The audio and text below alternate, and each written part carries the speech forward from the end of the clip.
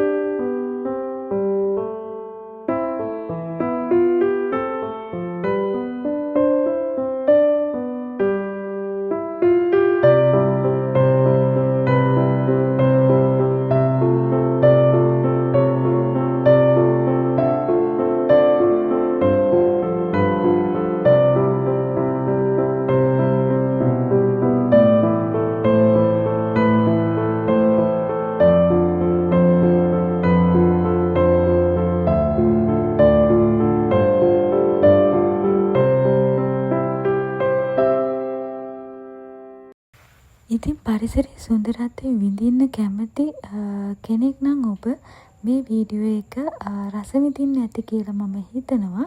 ඉතින් තවත් වීඩියෝ එකකින් හම්බ වෙනකම් මම ගිහින් එන්නම්. මම නිෂිකෝ.